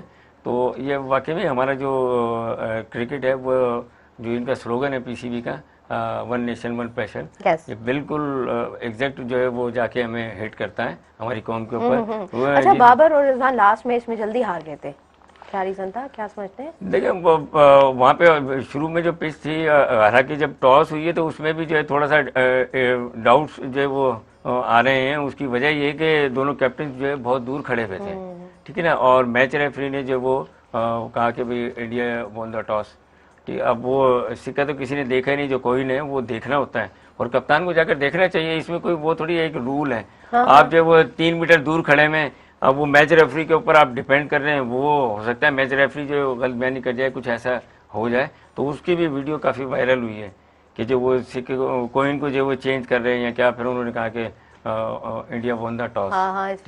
जब हमें पता है कि देखें हम थोड़ा सा ICC के पॉइंट ऑफ व्यू से हम लोग हमें ज़्यादा फेवर नहीं मिलती है, तो हमें हर चीज़ को, बाबर आजम को भी और PCB को भी, हर चीज़ को जो है वो A to Z हमने They must have to be alert। हाँ बिल्कुल, अलर्ट रहना है, अटेंशन रहना है, कहीं पर हमने जो है वो लूप होल्स देने ही नहीं है और हमने अपना 100% देना है। रिजवान और बाबर का जहाँ तक ताल्लुक, आपने कहा कि वहाँ की जो पिच थी उसकी वजह से जो है वो शुरू में बड़े सर्वाइव करते रहे। फिर आप देखें कि जो है वो जब उन्होंने इंडियन बॉलर्स ने पूरा फ़ायदा उठाया पिच का, जो पिच का बिहेवियर था, उसका जो कंडीशन थी, उसका पूरा फ़ायदा उठाया। और पाकिस्तान के जो शुरू में 5 खिलाड़ी बहुत जल्दी आउट हो गए थे। तो उसके बाद फिर जो है इफ्तिखार और शान मसूद, उन्होंने इफ्तिखार ने जो है वो बड़ी अच्छी इनिंग खेली और 34-36 बॉलों पे उन्होंने जो है 52 रन किए, जिसकी वजह से पाकिस्तान का स्कोर जो है 150 प्लस हुआ और एक कंफर्टेबल पोजीशन में आया। फिर उसके बाद पाकिस्तानी बॉलर्स ने भी जो रिप्लाई जो है वो काउंटर अटैक बहुत अच्छा किया कि इंडिया को जो है बहुत ज़्यादा उन्होंने पाकिस्तान ने जो है वो काबू किए रखा, वो चाहे पावर प्ले हो या middle of the inning overs हो। आखिरी के 2 ओवर जो है वो गेम चेंज कर गए। विराट कोहली जो है वो खड़े हुए थे और हार्दिक पांड्या, हालांकि उनसे भी हिटिंग नहीं हो रही थी इतनी, पर ये कि देखें वहाँ पे कहीं ना कहीं हमारे बॉलर्स का भी है।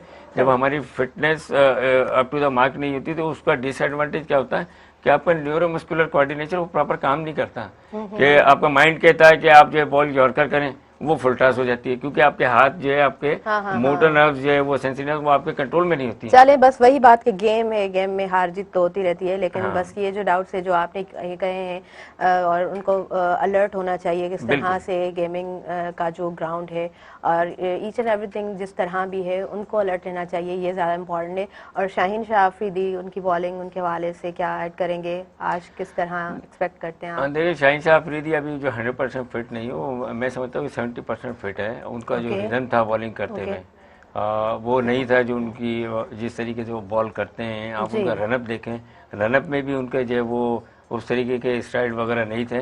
पर ये बॉलिंग उन्होंने शुरू में की, ठीक की थी, फिर बाद में जो है 16 ओवर के बाद जो उन्होंने आके ओवर किया था उसमें उनको 17 रन पड़ गए थे शाहीन शाह अफरीदी। और शाहीन शाह अफरीदी जिस किस्म के बॉलर हैं तो उनके ऊपर रन बनाना बड़ा मुश्किल होता है। तो अभी उनको मजीद अपनी फिटनेस पे, अपनी मकसद बॉलिंग के ऊपर काम करने की ज़रूरत है और आहिस्ता आहिस्ता ग्रेजुअली इंशाल्लाह कर जाएंगे। पर अभी ये वर्ल्ड कप ऐसा टाइम है कि इसके अंदर जो है हमें गलती की गुंजाइश नहीं है। ओके जी, बिल्कुल बिल्कुल गलती की गुंजाइश नहीं, यकीनन गेम आहे, पर उहो ई वन नेशन वन पेशन एतिरो जज़्बो त उन हवाले सां अलर्ट बि रहणु खपे, उन हवाले सां फिट बि रहणु खपे, छो त पूरो असांजो क्राउड जेको नौजवाननि जो हूंदो आहे इन्हनि हीरोज़ जे पोयां हूंदो आहे ऐं गेमिंग में आहिनि, ऑब्वियसली उन्हनि खे एज़ अ हीरो ॾिसंदा आहिनि असांजा नौजवान। ऐं हिकिड़ी ॻाल्हि सुठी बि आहे जिते असां ज़हनी सिहत जी ॻाल्हि कंदा आहियूं, जिस्मानी सिहत जी ॻाल्हि कंदा आहियूं, त असांजी एजुकेशन में बि हिकिड़ो पार्ट हूंदो आहे एक्स्ट्रा करिकुलम एक्टिविटीज़ जो, त इन्हनि शयुनि खे पंहिंजी एजुकेशन में बि इन्वॉल्व करणु घुरिजे नंढियुनि वॾियुनि एक्टिविटीज़ में, त जीअं बराबरी सां असांजे माहौल में हर शइ में नौजवान अॻु भरा थियनि ऐं पंहिंजा हक़ बि वठनि। हक़नि जी ॻाल्हि आई आहे, अॼु ब्लैक डे आहे ऐं 27 अक्टूबर कश्मीर डे, त उन हवाले सां बि असां ॻाल्हाईंदासीं जिते ज़ुल्म आहे, जिते बर्बरियत आहे ऐं दुनिया में जिते ब्लैक डे जे नाले सां मल्हायो वञे थो अॼु जो ॾिहाड़ो, त उन में यकीनन असां बि बराबरि ॾुख जा शरीक आहियूं। ऐं ॿी ॻाल्हि त रिलीज़ बि निकिरंदियूं आहिनि ऐं ॻाल्हायो वेंदो आहे, उहा ई ॻाल्हि त सोशल मीडिया जा एतिरा सारा प्लेटफॉर्म्स आहिनि उते ॻाल्हायो वञे थो, अच्छा सर आज रैलियाँ भी निकलेंगी, आज बस यही बात है ब्लैक डे क्या तैयारी है, किस तरह से बताएंगे? यकीनन आज का ब्लैक डे मां समझा तो ते मेन अज जो डी उन्हनि लाइ बि मैसेज आहे जेको इंसानी हक़ूक़ जी तंज़ीमूं आहिनि उन्हनि लाइ बि मैसेज आहे। अॼु जो ब्लैक डे जो मक़सदु छा आहे, मां तव्हांखे हिकिड़ो अर्ज़ु कंदो हलां। जॾहिं लॉकडाउन लॻियो, दुनिया में लॻियो, पाकिस्तान में बि लॉकडाउन लॻियो, त हुन लॉकडाउन दौरान मां पाकिस्तान सुन्नी तहरीक ऐं दीगर तंज़ीमनि में पंहिंजो पंहिंजो कमु कयो, पर आईयून हैदराबाद आहे ऐं तव्हां ॾिठो हूंदो त आईयून हैदराबाद जा घणेई सुठा कम आहिनि शहर जे अंदरि ऑन था कनि ऐं उन्हनि जा डायरेक्टर ख़ावर ख़ान, मोहसिन ख़ान ऐं अवैस शाह साहब ऐं दीगर आहिनि। त उन्हनि खां गॾु मां लॉकडाउन में कमु पे कयोमांसि त असांजो जेका नौजवान इंसानियत जे पर्पज़ खां इहो महसूसु कयो त असीं इंसाननि खे फैसिलिटेट था कयूं पिया। इंसान जिते मुतासिर थिया आहिनि उन्हनि लाइ पंहिंजा ख़िदमत, उन्हनि जे घर लाइ नौकिरी जा यकीनन लॉकडाउन खां मुतासिर थी विया आहिनि। जॾहिं असांजो दुनिया में जॾहिं लॉकडाउन लॻियो त सॼी दुनिया चवे पई त जेका मेन रूटीन वाइज़ इशूज़ हुआ, मेन रूटीन वाइज़ बुनियादी हक़ूक़ हुआ, उन्हनि खे तौर ऐं तरीक़े के ज़रिए उन्हनि खे चई छॾियो त फ़िलहालु लॉकडाउन आहे त हिन में ॿाहिरि नथा निकिरी सघो, पंहिंजे पाण खे बि सेफ कयो ऐं ॿियनि खे बि सेफ कयो। हिन दौरान महसूस इहो कयो आयूं हैदराबाद जी टीम त असीं इंसाननि जा त ॾिसूं पिया हाणे घणेई रेस्टोरेंट्स उहे बंदि थी विया आहिनि हुन में रेस्टोरेंट जा तव्हां ॾिठा हूंदा त उते जानवर बि आहिनि मां ॿुधाइणु छा थो चाहियां ब्लैक डे जे उन इंसानी हक़ूक़नि जी तंज़ीमनि जे चैंपियन खे मैसेज थो ॾियणु चाहियां जेको इंसान छो त अशरफुल मख़लूक़ात आहे इंसान जी जेका फितरत आहे न उहे अल्हम्दुलिल्लाह रब ॿिनि नस्लनि जेके दीगर जानवर चवो या दीगर शयूं चओ हुन में ऐं इंसान जी फितरत में फ़र्क़ु रखियो आहे अशरफुल मख़लूक़ात आहे त आयूं हैदराबाद जा डायरेक्टर्स वग़ैरह उन्हनि छा कयो त रेस्टोरेंट जे ॿाहिरि जेका डॉग ब्लैक कैट्स ऐं दीगर जेका जानवर हूंदा आहिनि उहे मुतासिर पिया थियनि त हाणे असीं हिननि लाइ छा कयूं छो त इहे जॾहिं रेस्टोरेंट खुलिया हूंदा हुआसीं त रेस्टोरेंट जा जेका शयूं हूंदी उहो उन्हनि खे डॉग वग़ैरह उन्हनि खे मिलंदो हूंदो हाणे हू त नथो मिले त हाणे इहे वीचारा जेके मुतासिर थियनि पिया इन्हनि जो छा आहे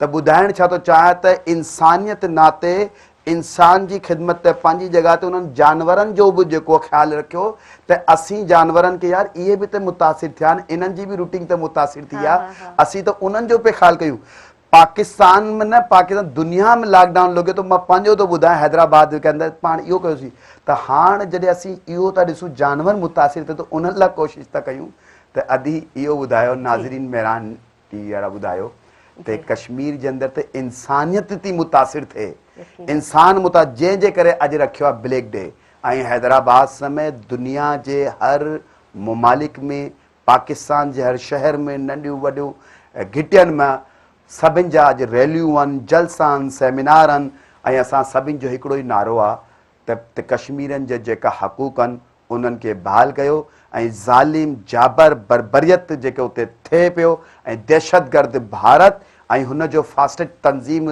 जेका मोदी जी जेका ठहियलु आहे हुन समय जेके बि दहशत हाणे त मां थी ॿुधायां तव्हांखे भारत जे अंदरि बि आवाज़ पिया निकिरनि भारत जे अंदरि आवाज़ पियो उथनि त इहो ज़ुल्म बि थिए इहो तव्हां 2019 खां वठी अॼु त 2000 ॾिसी वठो 22 थिए पियो त तव्हां ॾिसो इहो एतिरो ज़ुल्म ज़बर करे कर्फ्यू लॻाए सभु करे ॾिसो था तॾहिं बि उते जा जेका रवासी आहिनि उहे भारत जे ज़ुल्म तशदद जे बावजूदु उन्हनि जे हक़ूक़ मुतासिर थियण खां बावजूदु उहे पोइ बि न झुकिया आहिनि न उते वीचारा पंहिंजा उन्हनि जा जेका अज़म आहिनि जेका उन्हनि जा जज़्बा आहिनि उहे बि घटि कोन थिया आहिनि हिन करे अॼु ब्लैक डे पियो मल्हायो वञे त पाकिस्तान न दुनिया भर में ब्लैक डे पियो थिए ऐं रैलियूं पियूं निकिरनि सेमिनार पिया थियनि घिटियनि में सभिनि में इहो ई नारो आहे त पाकिस्तान समेत दुनिया जो जेको ज़ुल्म ऐं बरबरियत दहशतगर्द कश्मीर में करे पियो इहो ख़तमु थियणु घुरिजे उते जा हक़ूक़ जेका बुनियादी मुतासिर पिया थियनि इहे ख़तमु थियनि था बिल्कुलु ॾाढी सुठी तव्हां पॉइंट हाईलाइट कई आहे एजुकेशन शऊर ॾिए थी ऐं जॾहिं शऊर आहे त उतां जे अंदरां बि आवाज़ उथनि पिया यकीनन उहो बि नौजवाननि जो हिकिड़ो जोशो हरो हिकिड़ो जज़्बो आहे त आया इहो ज़ुल्म इहो कर्फ्यू कॾहिं ख़तमु थींदो ऐं ईअं छो पियो थिए दुनिया में जॾहिं त इन कर्फ्यू जे बावजूदि बि 2019 ॾिसूं ऐं 2011 खां वठी वरी पोइ 2019 खां पोइ जेको कर्फ्यू लॻो आहे ऐं उन जे करे जिथे माण्हू रिस्ट्रिक्टेड आहिनि जिथे माण्हू ज़ुल्म जो शिकार आहिनि त उनजे ख़िलाफ़ दुनिया त ॻाल्हाए पई पर उतां ई बुनियादी जिथां खां मसइलो शुरू थिए थो उतां जे अंदरि बि आवाज़ उथनि पिया त इहा बि शऊर जी लाट आहे अच्छा जामू यूनिवर्सिटी ऐं उते बेसिक जेके राइट्स आहिनि उन्हनि जी त पाण ॻाल्हि करियूं था एजुकेशन जी बि यकीननि पाण ॻाल्हि कंदासीं ऐं ॿी ॻाल्हि त उतां जा माण्हू कीअं सर्वाइव कनि था एजुकेशन जो एतिरो मसइलो ऐं राब्ता कचियल आहिनि त उन हवाले सां कीअं रोशनी विझंदा तव्हां मां सम्झा थो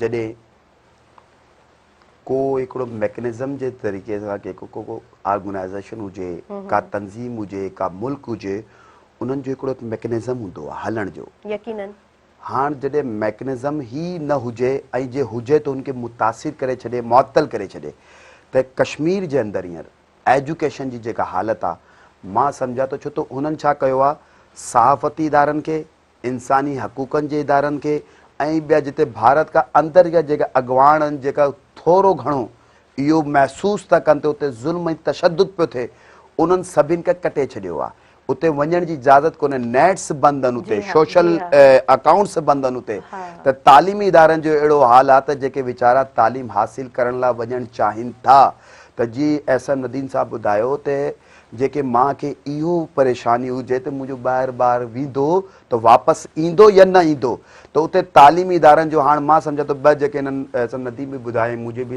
नॉलेज में शायदि आहे हाणे ॿियो हिननि डेवलपमेंट कनि लाइ कोशिशि कई पर नथा करे सघनि, त ॿई यूनिवर्सिटियूं बंदि आहिनि उते जा। हाणे उहो नेशनल चैनल्स ते छो त मूं लाज़िम बात आहे इहो हिकु मां ज़िम्मेदार माण्हू आहियां, इहो ज़िम्मेदार चैनल आहे, त माण्हू चवंदा त इहो कूड़ थो ॻाल्हाए त इहो खुलियल आहे। भाउ खुलियल उन्हनि लाइ जेके उन्हनि पंहिंजा एक्स्ट्रा माण्हू भारत खां खणी आया आहिनि रुगो दुनिया जी तंज़ीमनि खे ॾेखारण लाइ, त ॾिसो असांजी यूनिवर्सिटियूं बि हलनि पियूं, ॾिसो अञा जा रोड बि खुलियल आहिनि, ॾिसो अञा जा कारोबार बि खुलियल आहिनि, पर इहो सभु कूड़ आहे, इहो सभु झूठ सफ़ेद झूठ जेके चवंदा आहिनि न सफ़ेद झूठ आहे। छो त जेका मेन यार मां हैदराबाद रहां थो, मुंहिंजो तालीमी इदारा हैदराबाद जा आहिनि त मुंहिंजा हक़ न तालीम हासिल करण जे हैदराबाद जा। हाणे मूंखे इजाज़त न आहे तालीम जे सिंध जे अंदरि सिंध खां, हाणे ॿी जेका सूबा आहिनि उते जा माण्हू अची हिते तालीम था वठनि त मुंहिंजा हक़ केॾा वेंदा। ईअं ई कश्मीर में थिए पियो, उते रुगो सिर्फ़ु दुनिया खे ॾेखारण लाइ त असांजा तालीमी इदारा हलनि पिया, पर इहो सफ़ेद झूठ आहे। उते तालीमी इदारा बंदि आहिनि, उन्हनि जा तालीम जे लाइ ॿार माऊं भेनरूं इहे जेका बि इहे मुतासिर आहिनि उते, ऐं इहो छो था कयो वञे, इहो हिन लाइ था कनि जे इहे तालीम हासिल करे वठंदासीं, तालीम खां शऊर थो मिले। ऐं हाणे जॾहिं हिननि वटि शऊर न हूंदो त असीं जी चाहींदासीं भेड़ बकरियुनि वांगुरु उन्हनि खे जी चाहींदासीं, जी ज़ुल्म कयूं पिया वधीक ज़ुल्म कंदा हिन में को तालीम हासिल कंदो, शऊर हासिल कंदो त असांजे लाइ उथंदो, असांजे लाइ आवाज़ खणंदो असांजे ज़ुल्म ऐं तशद्दुद जे ख़िलाफ़। त भारत कॾहिं नथो चाहे त कश्मीरी रवायसनि खे शऊर अचे, तालीम मिले, उते जा तालीमी मुतासिर आहिनि, उते जा अस्पताल मुतासिर आहिनि, उते जा तमामु सोशल जेका बि बुनियादी हक़ूक़ आहिनि सभु मुतासिर आहिनि, जंहिंजे करे अॼु 27 अक्टूबर ते दुनिया में ब्लैक डे मल्हायो वञे। हुनजी वजह इहो ई आहे त जेके उते रहवासी आहिनि उते सभु त जी मां हिकिड़ी ॻाल्हि चवां, जे अहसन नदीम साहिबु चयो त स्पोर्ट्स, त मां सम्झा थो स्पोर्ट्स में बि जेका धांधली जेका आहे, त हाणे तव्हां ॾिसो था उते जा बि जेको आहे न PCB ICC समेत जेका बि इदारा तालीम जा पंहिंजो इहो स्पोर्ट जा ठहियल आहिनि, हुन स्पोर्ट वारा बि उहो जेका कोन आहिनि, भारत उते बि डिटाई पियो करे, भारत उते बि चए थो मां पाकिस्तान न वेंदुमि, मां ही न कंदुमि, मां हू न कंदुमि। त मां पुछणु चाहियां थो त छा दुनिया जे अंदरि इहो थिए सघे थो त मूंखे तव्हां जेको मिसाल जे तौर ते तव्हां चओ त भई असांजो फलां टाइम जो प्रोग्राम आहे, पर डॉक्टर हिकिड़ो चवे थो मुंहिंजी क्लिनिक आहे, मरीज़ चए थो बाबा मूंखे डॉक्टर खे ॾेखारिणो आहे, डॉक्टर चए थो ठीकु आहे मुंहिंजी 8 बजे जी क्लिनिक आहे, तव्हां अचो मां पेशेंट खे ॾिसण लाइ तयारु आहियां। पर हाणे पेशेंट छा थो चए, न डॉक्टर साहिबु तव्हां पंहिंजी 8 बजे जी न, तव्हां 2 बजे जी क्लिनिक कयो त मां पोइ ॾेखारण लाइ ईंदुमि। ऐं डॉक्टर चए थो मुंहिंजो दुनिया जो क़वानीन ठहियलु आहे, मुंहिंजा ॿिया बि पेशेंट आहिनि उहे ईंदा। हिन स्पोर्ट जा बि इहो ई आहे त दुनिया जो क़वानीन ठहियलु आहे, ॿी जेका स्पोर्ट्स जी जेका इहे क्रिकेट टीमूं आहिनि उहे बि आहिनि। भारत चए थो न मां जी चवां थो उहे कयो, पाकिस्तान हीअ कंदो त मां हीअ न कंदुमि, हीअ कंदुमि। मां सम्झा थो इहो रुगो सिर्फ़ु कश्मीर में तशद्दुद न थो करे, इहो जिथे जिथे किथे ॾिसो उते सभिनी जॻह ते इहो तशद्दुद ज़ालिम फाजिर इहो जेको आहे न पंहिंजी डिटाई हुकुमरानी क़ाइमु करणु थो चाहे, त मां सम्झा थो इहे वधीक न हलंदो। दुनिया में कुफर जी हुकूमत त हली सघे थी, ज़ुल्म जी हुकूमत नथी हली सघे, ऐं कश्मीर में जेको इहो ज़ुल्म थिए पियो इंशाअल्लाह ताला रब करीम खां मुंहिंजो उमेद आहे पाकिस्तान ऐं कश्मीरी रवायसनि समेत दुनिया जा अॼु हर मुमालिक, दुनिया जा यूरोप मुमालिक बि, यूरोप में रहण वारा बि उहे बि सभु चवनि था अॼु कश्मीर में भारत ज़ुल्म करे थो। इंशाअल्लाह ताला इहो ज़ुल्म जल्द ख़त्म थींदो इंशाअल्लाह इंशाअल्लाह। ऐं जिते एतिरो ॻाल्हायो वञे थो, जिते एतिरो आवाज़ उठे थो, उनजो असर छा आहे, तव्हां छा था सम्झो, कितना असर होता है, इस पर बात करेंगे। व्यूअर्स वक्त साही जो थी वियो आहे, तो साही जी तरफ़ वधूं और जल्दी सां हाज़िर थींदा पंहिंजे पंहिंजे प्रोग्राम सुबह मेहरान में।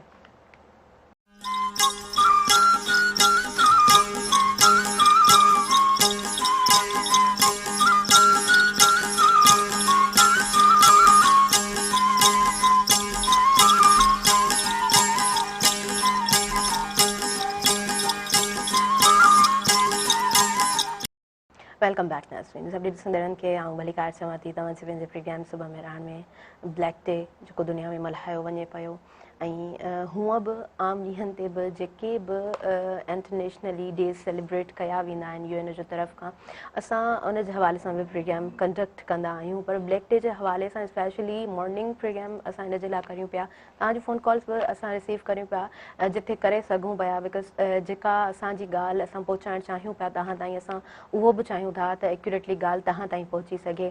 ॻाल्हाइणु इन जे लाइ बि ज़रूरी आहे त आवाज़ु उथारणु हर प्लेटफॉर्म ते ज़रूरी आहे हिन महिल, छो त ब्लैक डे ते सिर्फ़ु पाकिस्तान न पर दुनिया आवाज़ु उथारे पई, ऐं इहो असांजो हिकिड़ो हक़ बि आहे त असां चाहियूं था त उहे माण्हू जेके हक़ जे लाइ उथनि पिया त उन्हनि जे आवाज़ में असां आवाज़ु मिलायूं, उन्हनि सां असां बराबरि जो शरीक आहियूं उन्हनि जे दुख में, पर चाहियूं था त हुननि खे आज़ादी मिले। अच्छा सर, उहा ई ॻाल्हि त असां जॾहिं कश्मीर जी ॻाल्हि करियूं था त उन्हनि खे भला रिलीफ कीअं मिलंदो जिथे दुनिया ॻाल्हाए पई, त असरु छा थो थिए, छा था सम्झो?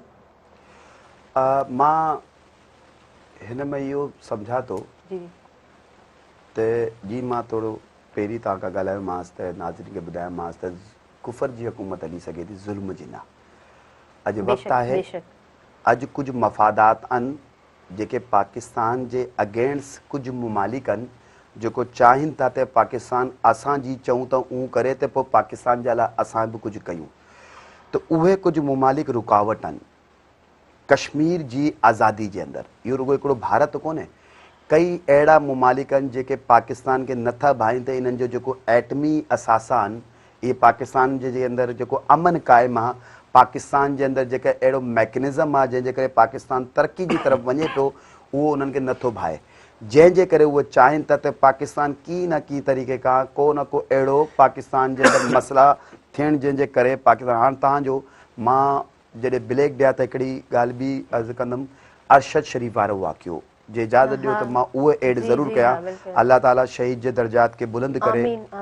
ऐं अरशद शरीफ़ जेको आहे असांजो मुल्क जो असासो हो, अरशद शरीफ़ जेको शहीद थियो।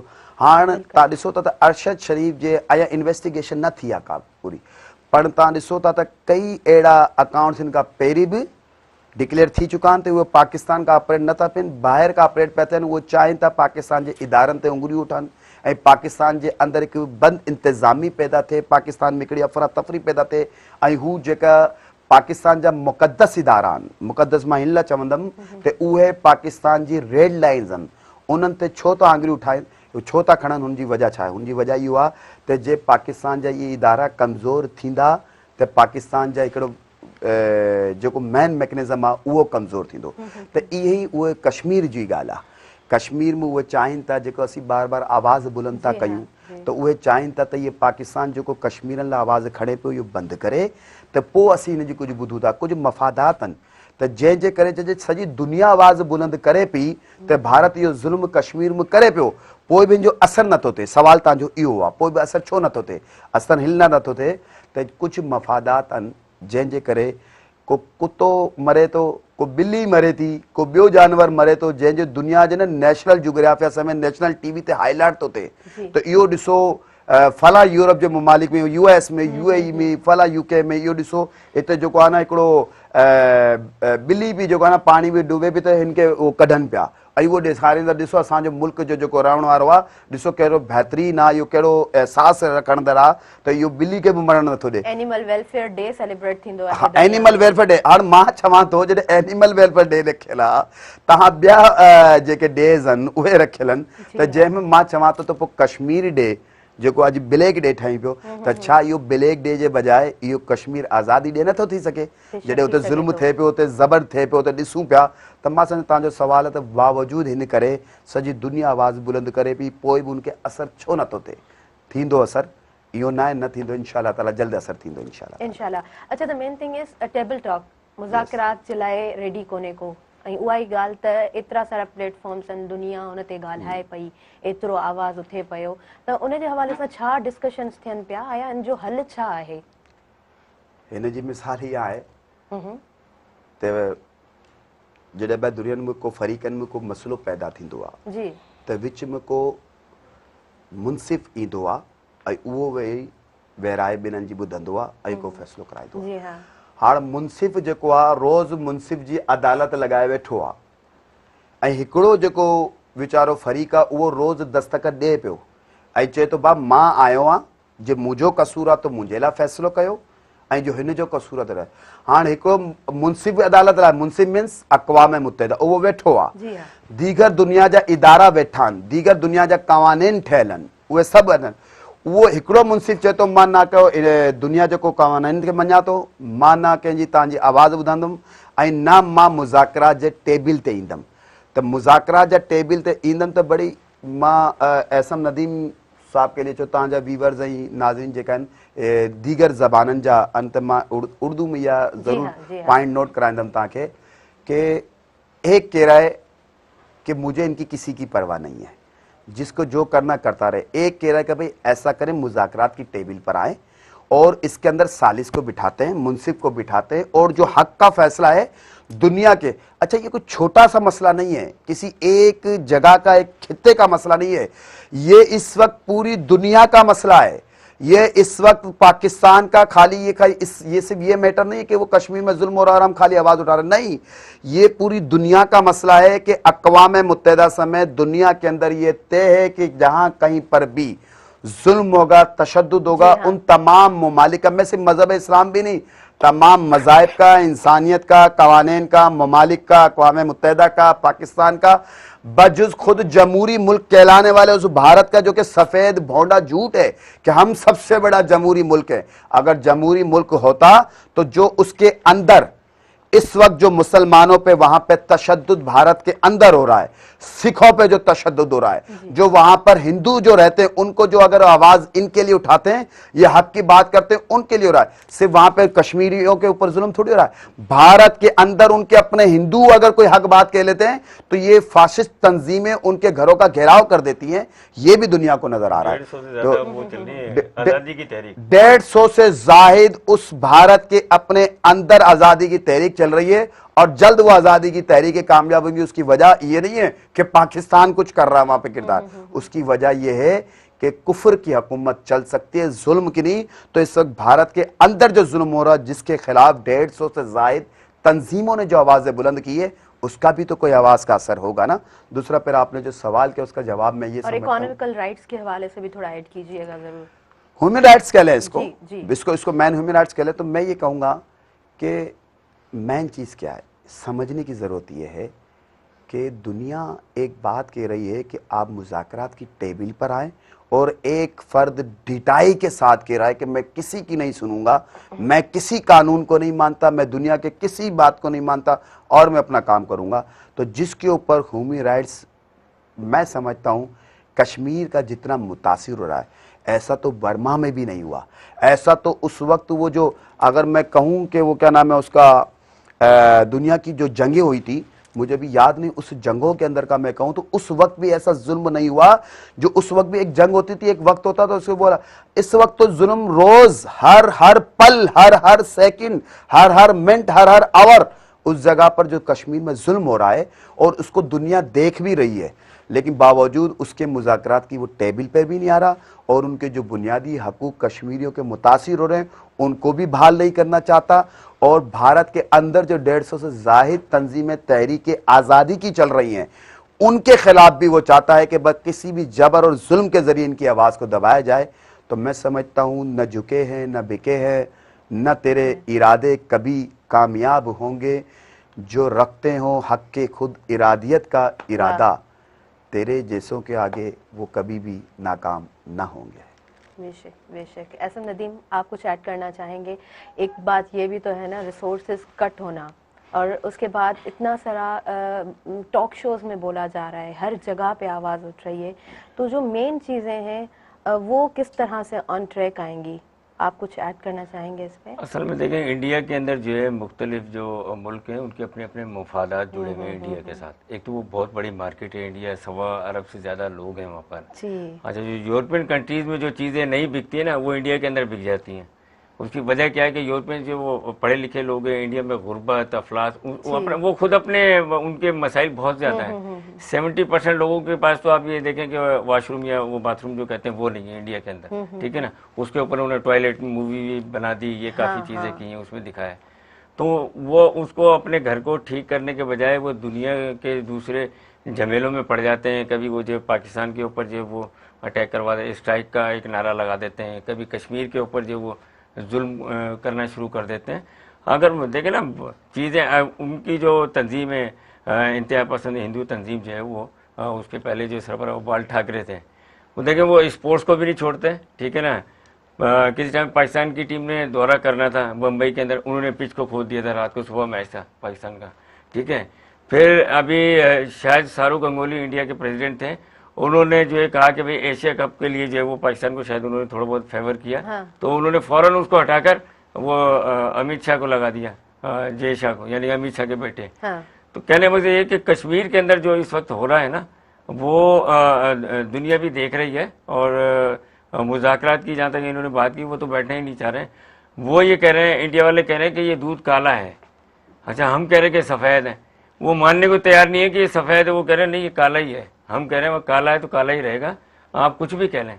तो इंडिया इस हद तक जो वो हठधर्मी के ऊपर है, और उनको सोचना चाहिए अपने लोगों के लिए भी कि उनके लोग भी खुशहाल होंगे अगर ये मुज़ाकरात पर आकर कोई फैसला होता है। कश्मीरी भी जो है देखें, हमारे इस्लाम में तो सबसे अहम चीज़ है ना हकूकुल इबाद। हकूकुल्लाह तो 1% है, 99% हकूकुल इबाद है। तो हम लोग तो इंसानों की बेहतरी और उनकी जो है वो भलाई के लिए, अच्छाई के लिए हमारा इस्लाम जो वो दर्ज देता है। अब उनका मतलब क्या दर्ज देता है वो उनको पता है कि वो क्यों नहीं कश्मीरियों को मानते हैं। आज़ाद कश्मीर है, जम्मू कश्मीर है, दोनों को मिलाएं, इलेक्शन कराएं आप, हाँ। ठीक है ना। यूएनओ ने 2 दफ़ा इसकी करारदाद जो है वो मंजूर की है और वो उसको भी डिनाई कर देते हैं। तो इस किस्म की सिचुएशन क्रिएट हुई है और बड़े अफसोसनाक है ये, ठीक है ना। जो आलमी इदारे हैं या अरबाब इख्तियार उनको देखना चाहिए, सोचना चाहिए।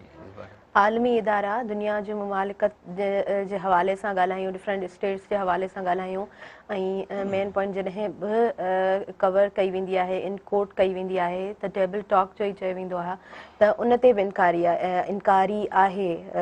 छो त जॾहिं ॻाल्हि थींदी, जॾहिं मुज़ाकरात थींदा त मसइलो हल थींदो। शायदि इहो ई मसइलो आहे त हिन मसइले खे हल ई न आहे करिणो। अच्छा, गेमिंग जी बि असां ॻाल्हि कयूं पिया, ऐं जॾहिं त इंडिया टीम थोरो इन शइ खे इशू खे क्रिएट कयो त न असां जेको आहे सो पाकिस्तान वञणु नथा चाहियूं, उन हवाले सां थोरो तव्हां बि ऐड करियो।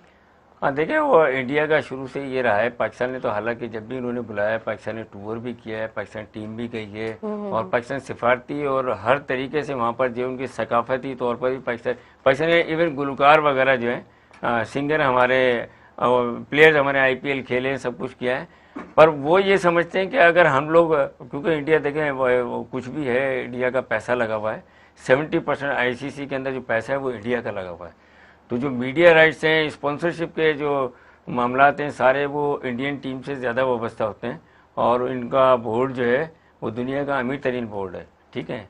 और वो जो प्लेयर्स को जो दे रहे हैं, मकसद जो उनको प्लेयर्स के जो रेट लगते हैं, बोली लगती है, वो भी पाकिस्तान से दुगना तिगना होते हैं। तो वो ये समझते हैं कि अगर हम पाकिस्तान जाएंगे तो पाकिस्तान क्रिकेट बोर्ड जो है वो स्टेबल हो जाएगा, पाकिस्तान को पैसा मिलेगा, मीडिया के पॉइंट ऑफ व्यू से, मीडिया राइट्स के पॉइंट ऑफ व्यू से, इश्तिहारात के हवाले से, और जो है पाकिस्तान के जो तमाशाई हैं, वो तो आपको पता है कि इंडिया और पाकिस्तान का मैच तो हर कोई देखना चाहता है। अभी वर्ल्ड कप में मैच हुआ तो जो ऑस्ट्रेलिया हालांकि होस्ट है, ऑस्ट्रेलिया के टिकट जो है वो नहीं बिके, वहाँ के लोगों ने नहीं खरीदे।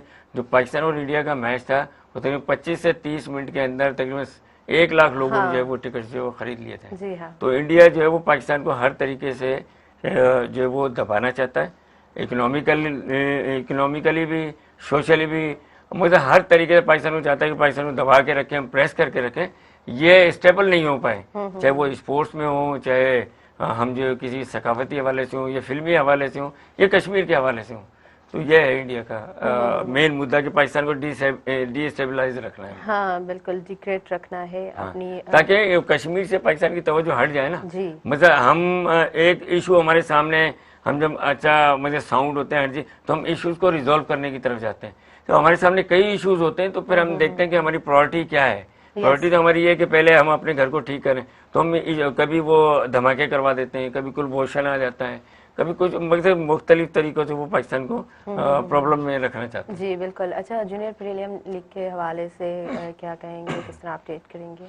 देखिए जूनियर प्रीमियर लीग जो है वो पाकिस्तान का एक अच्छा इनिशिएटिव है। स्पेशली मैं रमीज़ राजा साहब को जो है वो इस पर खराजी तहसीन पेश करूँगा कि उन्होंने एक बहुत अच्छा इनिशिएटिव लिया और ये फर्स्ट टाइम था। तो उसमें फ्लॉज काफ़ी रह गए, कुछ कमियां रह गई, ठीक है। एज डिटर्मिनेशन के हवाले से बड़े सवालात उठे मीडिया के ऊपर कि आपने जो अंडर 19 से बड़े लड़के खिला दिए। फिर उसके अलावा जो है वो जो फ्रेंचाइज सिस्टम करना चाह रहे थे वो नहीं हो पाया। असल में तो फ्रेंचाइज सिस्टम होता तो शायद और इसके अंदर बेहतरी होती, क्योंकि देखें एक लीग है उसके अंदर 6 टीमें। अब 6 टीमों को मैं अकेला देखूं तो उसमें फ़र्क है। अगर 6 लोग देखते हैं तो वो ज़्यादा बेहतर होता है, उनकी एडमिनिस्ट्रेशन ज़्यादा होती है, ज़्यादा तरीके से वो जो है प्लेयर्स को और लोगों को जो है वो मैनेज कर लेते हैं। अब वो लीग होने के बाद जो पाकिस्तान की टीम बनी है अंडर 19, वो गई है बांग्लादेश के अंदर। अच्छा, जो डोमेस्टिक सर्कल था, डोमेस्टिक सीजन था, उसमें हैदराबाद का बच्चा था हसीब खान, उसने 4 या 5 मैचेस में जो वो 38 विकेट्स ली थी 3 डे के अंदर, और वो मोस्ट जो सबसे कहने के पाकिस्तान के अंदर टॉप विकेट टेकर था। हाँ। उसका नाम जो है वो पाकिस्तान टीम में नहीं आया, उसका हालांकि नाम आना चाहिए था। एक अजान अवैस से पंजाब का बच्चा है, वो टॉप पर था रन बनाने के एतबार से, उसका भी नाम आना चाहिए था, वो भी नहीं आया।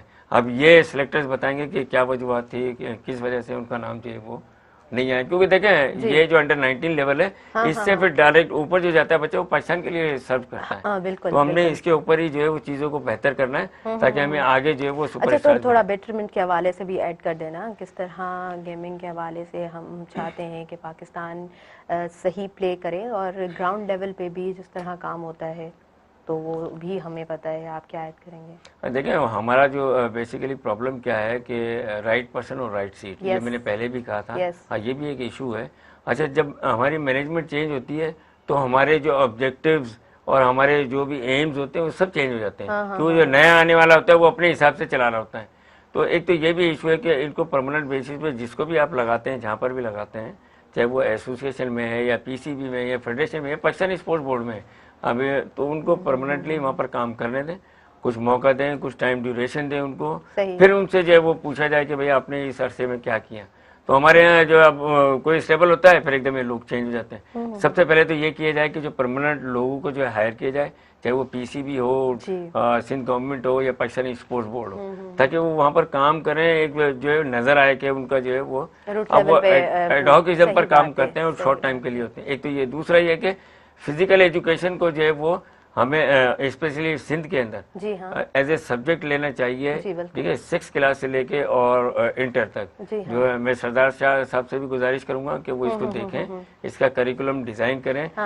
देखें जब आप करिकुलम बनाते हैं तो फिर जब काम करते हैं तो चीजें नई नई आती हैं, फिर उसमें आपको पता होता है कौन से सब्जेक्ट जो है हमने बच्चों को पढ़ाने हैं, किस सब्जेक्ट का उनकी मेंटल हेल्थ पर क्या इफेक्ट होगा, ठीक है, उनकी सोशल हेल्थ क्या होगी, ठीक है, उनके असरात जो आगे जाकर फ्यूचर के अंदर उन बच्चों को यकीनन डिफरेंट जेको आहे सो हिकिड़ा त स्किल्स ॿारनि में थियनि था ऐं उन्हनि स्किल्स खे इन्हांस करण जे लाइ, उहे स्किल्स पैदा करण जे लाइ या उन ॿार खे उहो शऊर ॾियण जे लाइ इहो इंतिहाई ज़रूरी आहे त ग्राउंड लेवल ते, रूट लेवल ते इन्हनि सभिनीनि शयुनि जी प्लानिंग थियणु खपे मैनेजमेंट जे हवाले सां, ऐं स्केजुअल जेको ठहंदो आहे ईयरली उन हवाले सां बि थोरो ध्यानु ॾियणु खपे। ऐं ॿी ॻाल्हि त स्पेशली एक्स्ट्रा करिकुलम एक्टिविटीज़ जेको आहिनि उन जे हवाले सां वेही करे उहा ई ॻाल्हि जॾहिं असां डिफरेंट ॻाल्हियुनि ते मुज़ाकरात जी ॻाल्हि कयूं था त एजुकेशन ते छो न, उन जी बेटरमेंट जे हवाले सां छो न, छो त दुनिया में 2 ई शयूं हूंदियूं आहिनि, हिकिड़ी सिहत हूंदी आहे, हिकिड़ी एजुकेशन हूंदी आहे, जंहिं हवाले सां ॻाल्हायो वेंदो आहे ऐं जंहिंजी बुनियाद ते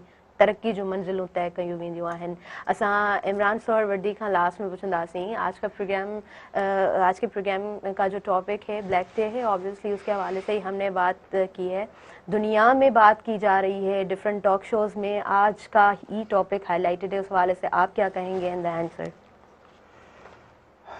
मैं सबसे पहले तो आपकी पूरी टीम का, बेरा टीवी का, के दुनिया के अंदर आवाज़ उठाई जा रही है और जल रहा था चिराग तो ज़रूरत थी लहू की, तो हमने भी अपना शामिल लहू किया, माना कि तेरे चिराग की रोशनी ज़्यादा है पर हमने भी अपना ज़रूर हिस्सा दिया।